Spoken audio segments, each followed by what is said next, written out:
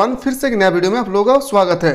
तो dear student, जैसे कि हम लोग पिछला वीडियो में constitution of India and human rights के पार्ट 3 को डिस्कस किए थे, ठीक आज हम लोग डिस्कस करने वाले हैं इसके पार्ट 4, यानी पार्ट 3 के बाद जो भी इंपॉर्टेंट क्वेश्चन बचे हैं इसमें हम लोग डिस्कस करेंगे पार्ट 4 में।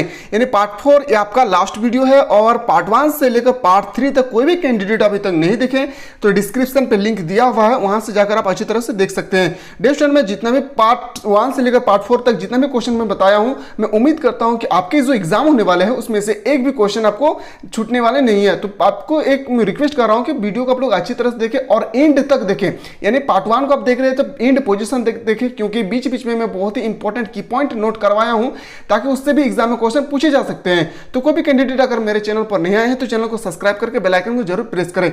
तो हम लोग बिना देर किए क्वेश्चन की ओर मूव करते हैं। तो डियर स्टूडेंट, जैसे कि पहला क्वेश्चन आपके सामने आ चुका है। क्वेश्चन है कि संख्यात्मक ढांचे के लिए अपरिवहन लक्षण है, कौन सा है ऑप्शन जो सही होना चाहिए? तो याद रखिएगा इसका सही उत्तर हो जाएगा आपका ऑप्शन नंबर डी, यानी उपयुक्त सभी। डियर स्टूडेंट, आपके जो एग्जाम होने वाले हैं उसमें आपके एग्जाम में इसी प्रकार से क्वेश्चन पूछे जाने वाले हैं। तो जितना भी क्वेश्चन मैं बता रहा हूँ एक भी क्वेश्चन को आप लोग छोड़े नहीं और वीडियो को बिल्कुल स्किप ना करें, क्योंकि मैं बीच बीच में इंपॉर्टेंट की पॉइंट नोट करवाता हूँ। उस की पॉइंट को नोट करें और एग्जाम में आपसे की पॉइंट से भी एग्जाम में क्वेश्चन पूछे जाएंगे।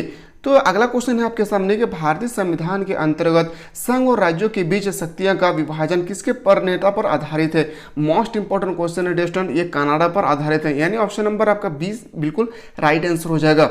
अगला क्वेश्चन देखते हैं, संघ सूची का विषय है, जो संघ सूची है वो किसका विषय है? तो याद रखिएगा समयाकार, यानी जो टैक्स होते हैं डियर स्टूडेंट, वो सीमा के जो टैक्स होते हैं वो आपका बिल्कुल संघ सूची के अंतर्गत आते हैं। और संघ सूची का जो निर्माण करते हैं वो सेंट्रल गवर्नमेंट यानी केंद्र सरकार निर्माण करते हैं। अगला चलते हैं कि राज्य सूची का विषय है, तो राज्य सूची का जो विषय है वो हो जाएगा आपका न्याय, यानी आपका याद रखिएगा ऑप्शन नंबर ए आपका राइट आंसर होगा। नेक्स्ट क्वेश्चन चलते हैं, समरवर्ती सूची का विषय है, कौन सा है जो समरवर्ती सूची के अंतर्गत आते हैं? तो विवाह और विवाह का विवेचन, ऑप्शन नंबर डी आपका बिल्कुल राइट आंसर हो जाएगा ऑप्शन नंबर डी। अगला क्वेश्चन चलते हैं, नेक्स्ट क्वेश्चन है आपके पास 42वें संविधान संशोधन द्वारा समरवर्ती सूची में जोड़ा गया विषय है। मोस्ट इंपॉर्टेंट क्वेश्चन है, कितने बार ये क्वेश्चन पूछे जा चुके हैं डियर स्टूडेंट? जनसंख्या नियंत्रण, यानी ऑप्शन नंबर ए आपका राइट आंसर हो जाएगा। अगला क्वेश्चन है कि भारतीय संघ के अवशिष्ट अधिकार है, जो भारतीय संघ है उसके अवशिष्ट अधिकार क्या है? तो केंद्र के पास है। क्या है, किसके पास है? मैंने अभी जस्ट बताया कि सेंट्रल गवर्नमेंट के पास होते हैं संघ सूची का विषय का बनाने का पावर।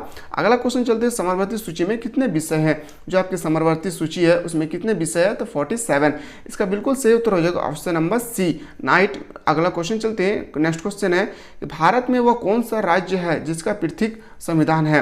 तो भारत में एक ऐसा राज्य है जिसका अपना संविधान है। पृथक संविधान मतलब अपना संविधान, तो जम्मू कश्मीर एक ऐसा राज्य है हमारे देश का जिसके पास अपना संविधान होते हैं। अगला क्वेश्चन चलते हैं, क्वेश्चन नंबर नेक्स्ट।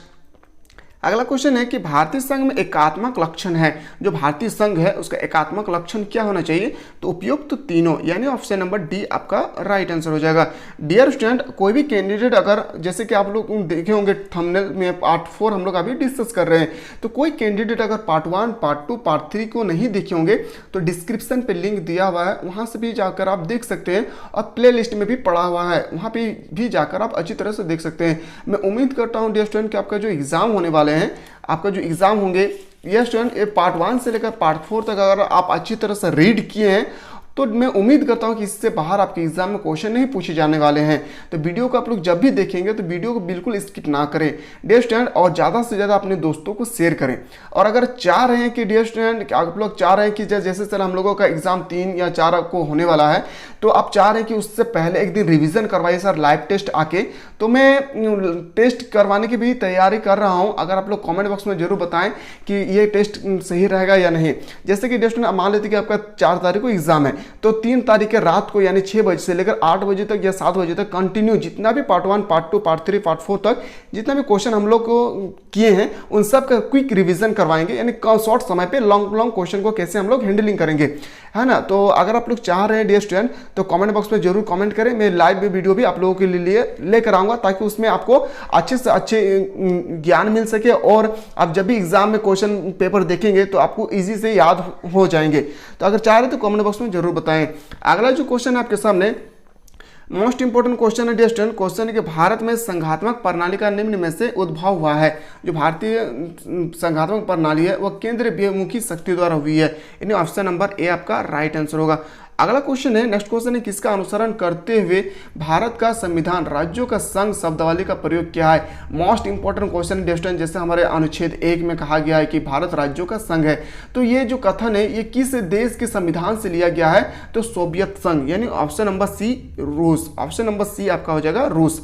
अगला क्वेश्चन चलते हैं, नेक्स्ट क्वेश्चन है आपके पास, भारत में राज्यों की सीमाओं में परिवर्तन करने का प्राधिकार किसके पास होता है। वेरी वेरी इंपॉर्टेंट क्वेश्चन, तो ये सबको पता होना चाहिए। मैं संसद से रिलेटेड इससे जो पेपर नंबर 3 है, यानी वीडियो नंबर जो 3 है, उसमें हम अच्छी तरह से संसद के बारे में बता चुके हैं।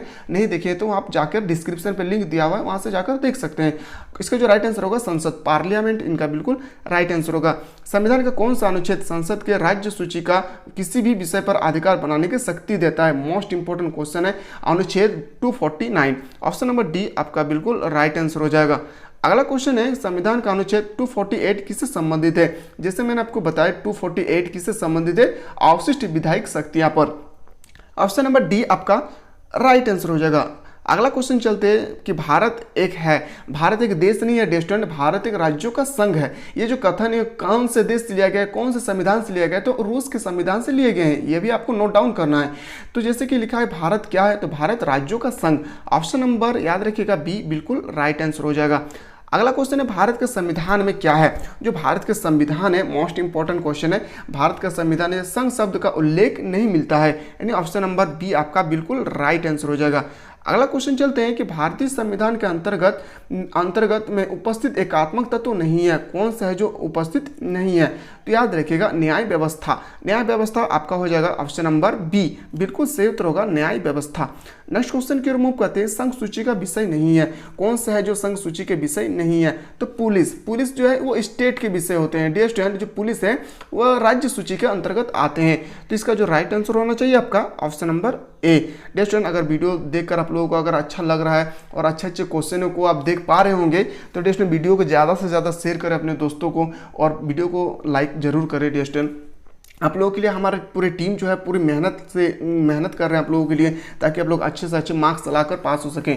क्वेश्चन के राज्य सूची का विषय नहीं है, तो राज्य सूची का जो विषय है वह सीमा आकार नहीं है, क्योंकि सीमा आकार जो है सेंट्रल गवर्नमेंट यानी आपका संघ सूची के विषय है। ऑप्शन हो जाएगा डी। अगला क्वेश्चन, राज्य सूची में से हटकर समवर्ती सूची में रखा गया विषय है। कौन सा ऐसा विषय है जो राज्य सूची में पहले था उसको हटाकर अभी समवर्ती सूची में कर दिए गए हैं, तो डियर स्टूडेंट ये होगा 1, ऑप्शन नंबर सी आपका राइट आंसर होगा फॉरेस्ट।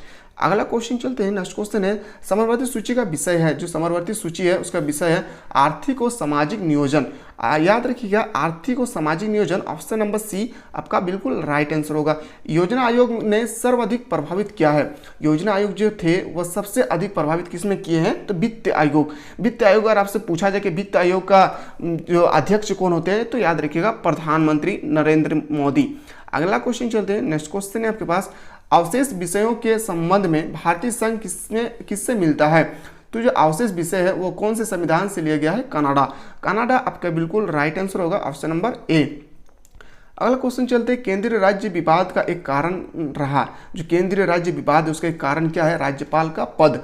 याद रखिएगा ऑप्शन नंबर ए आपका बिल्कुल राइट आंसर होगा। केंद्रीय राज्य विवाद का कारण क्या है, राज्यपाल का पद।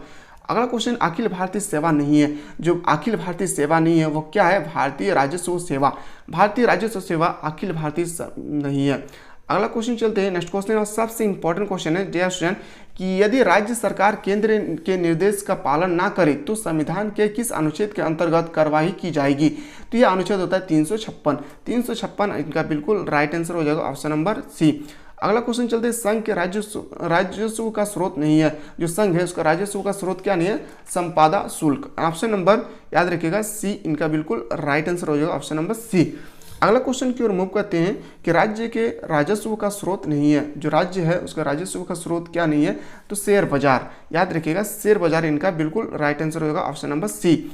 अगला क्वेश्चन है कि राज्य के राजस्व का स्रोत नहीं है, तो कौन सा स्रोत होगा, भारतीय सरकार तथा राज्य सरकार के हिसाब की जांच करता है। ऑप्शन नंबर आपका हो जाएगा सी, बिल्कुल सही उत्तर होगा।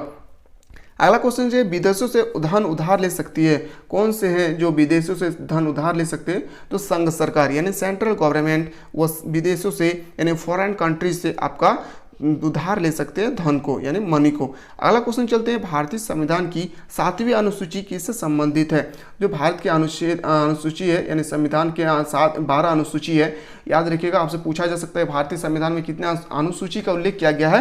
तो 12 अनुसूची का उल्लेख किया गया है, नहीं 12।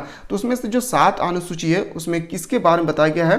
तो केंद्र राज्य में शक्ति का बंटवारा करना। ऑप्शन नंबर आपका हो जाएगा ए। डियर स्टूडेंट, मैं एक बात बताना चाह रहा हूँ, अगर आप सेमेस्टर 3 के बाद अगर आप चाह रहे हैं कि सर सेमेस्टर 3 में जो भी मेरा मार्क्स आया है उससे बेटर मैं करना चाह रहा हूँ आने वाले जो भी सेमेस्टर होंगे, तो डियर स्टूडेंट ये जो प्लेटफॉर्म आप देख पा रहे हैं ये प्लेटफॉर्म सिर्फ और सिर्फ जैकबोर्ड के लिए है और BBMKU के लिए है।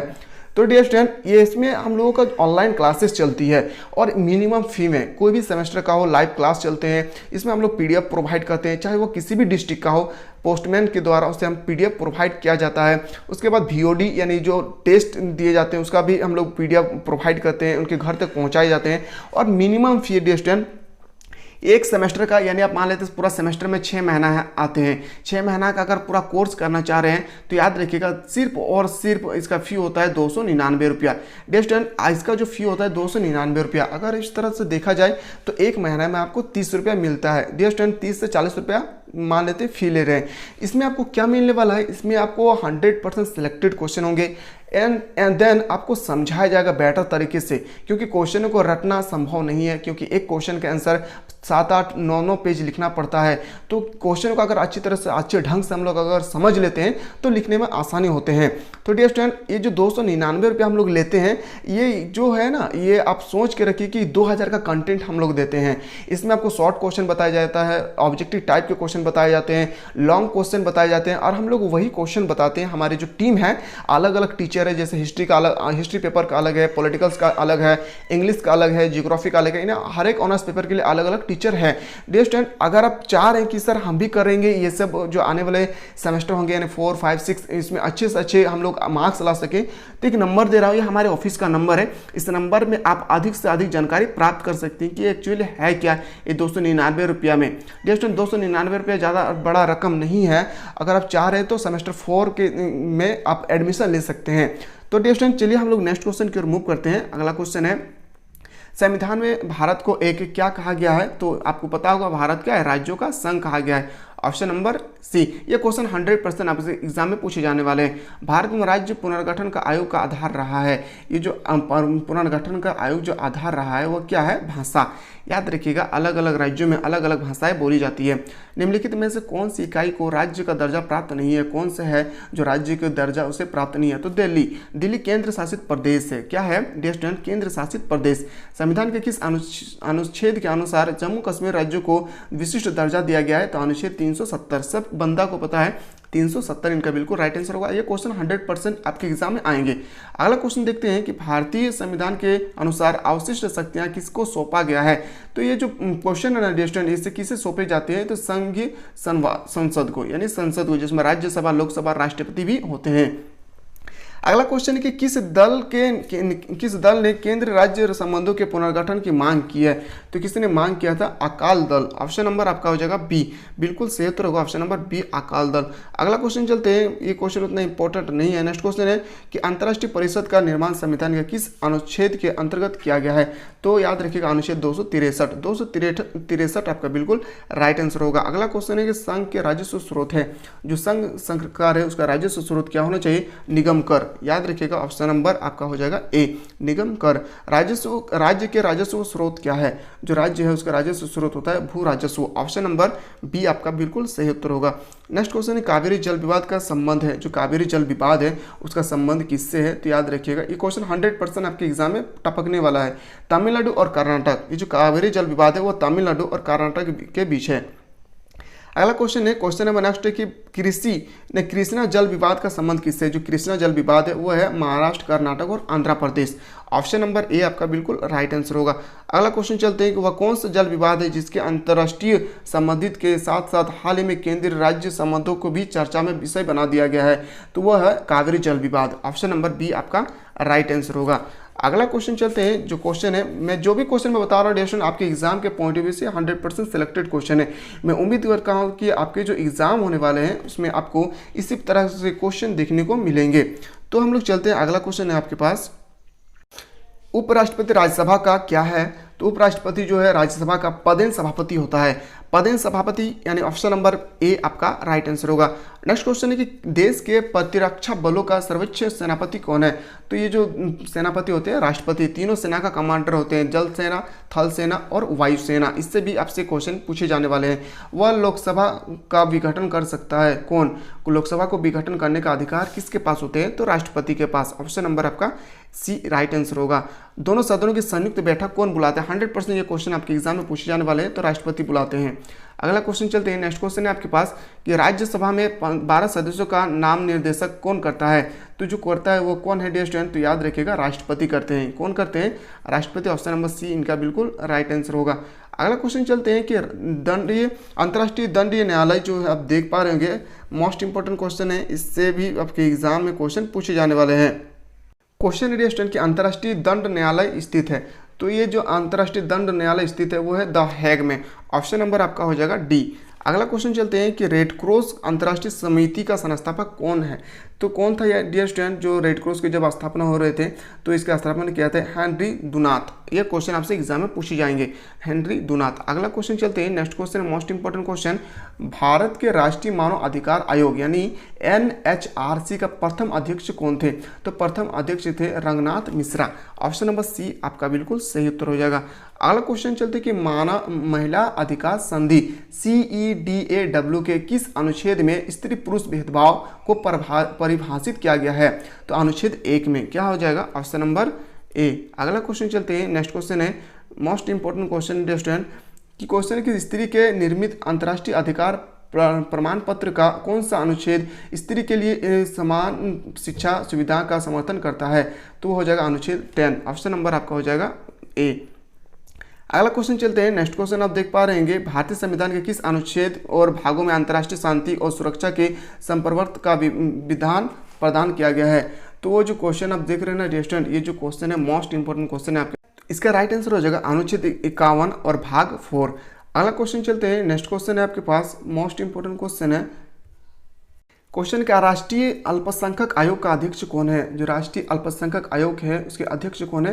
तो नसीम अहमद। आपका ऑप्शन बी जो राइट आंसर हो जाएगा। अगला क्वेश्चन देख पा रहे होंगे, इंग्लैंड के किस सम्राट को 1215 ईस्वी में ताल्लुक कदरों का मैग्ना कार्टा प्रस्तुत किया गया था? तो King John. Option number B इनका राइट आंसर होगा।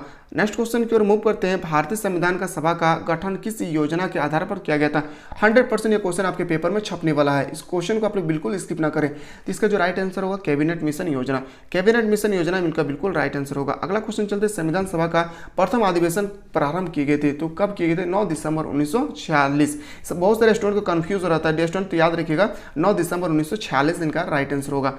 अगला क्वेश्चन चलते हैं, संविधान निर्मात्री सभा के उद्देश्य प्रस्ताव किसके द्वारा प्रस्तुत किया गया था? तो याद रखिएगा जो पंडित जवाहरलाल नेहरू है उनके द्वारा किए गए थे। ऑप्शन नंबर ए। अगला क्वेश्चन चलते हैं, संविधान सभा में उद्देश्य प्रस्ताव प्रस्तुत किए गए थे, तो कब प्रस्तुत किए गए थे? 13 दिसंबर 1946। ऑप्शन नंबर बी का राइट आंसर होगा। संविधान निर्मात्री सभा के प्रामादेश थे, तो कौन थे डियर स्टूडेंट? ये क्वेश्चन जो आप देख रहे हैं मोस्ट इंपॉर्टेंट क्वेश्चन है, तो कौन थे? याद रखिएगा BR Rao. Option number BN Rao आपका बिल्कुल सही उत्तर होगा, ऑप्शन सी। अगला क्वेश्चन चलते हैं कि प्रारूप समिति के अध्यक्ष चुने गए हैं। प्रारूप समिति के अध्यक्ष भीमराव अंबेडकर को चुने गए हैं, तो भीमराव अंबेडकर इसका बिल्कुल सही उत्तर होगा, ऑप्शन डी। अगला क्वेश्चन चलते हैं, संविधान पारित घोषित किया गया है, तो कब किया गया है? तो 26 नवंबर 1949। ऑप्शन नंबर बी आपका बिल्कुल राइट आंसर होगा। अगला क्वेश्चन चलते हैं, संविधान में शक्ति के केंद्र बिंदु थे, जो शक्ति के केंद्र बिंदु है वो क्या है? सरदार पटेल और पंडित जवाहरलाल नेहरू। ऑप्शन नंबर आपका बी सही उत्तर हो जाएगा। देन अगला क्वेश्चन आप देख पा रहे हैं, नेक्स्ट क्वेश्चन है आपके पास मोस्ट इंपोर्टेंट क्वेश्चन है, और उम्मीद करता हूं कि इस तरह से क्वेश्चन आपके एग्जाम में पूछे जाने वाले हैं। दत्ता की समाप्ति के लिए अंतर्राष्ट्रीय दिवस कब मनाया जाता है? तो दत्ता की समाप्ति के लिए अंतर्राष्ट्रीय दिवस मनाया जाता है 2 दिसंबर। ऑप्शन नंबर आपका याद रखिएगा सी बिल्कुल राइट आंसर होगा। अगला क्वेश्चन है, संयुक्त राष्ट्र विकास के अधिकार घोषणा पत्र कब स्वीकृत किया गया था? तो तो 1986 यानी ऑप्शन नंबर बी बिल्कुल सही उत्तर होगा। भारत सरकार द्वारा मानवाधिकार संरक्षण अधिनियम बनाया गया है, तो कब बनाया गया है, तो 1993, ऑप्शन नंबर ए इनका राइट आंसर होगा। अगला क्वेश्चन चलते हैं, संयुक्त राष्ट्र मानवाधिकार परिषद UNHRC का गठन कब किया गया था? ये भी क्वेश्चन मोस्ट इंपॉर्टेंट है, 2006 में। याद रखिएगा ऑप्शन नंबर ए आपका बिल्कुल सही उत्तर होगा। राष्ट्रीय मानव अधिकार के वर्तमान अध्यक्ष कौन है? तो वर्तमान अध्यक्ष डियर स्टूडेंट ये कौन होंगे? तो याद रखिएगा आपका जो बिल्कुल सही उत्तर होना चाहिए HL दत्तू, ऑप्शन नंबर ए बिल्कुल सही उत्तर होगा।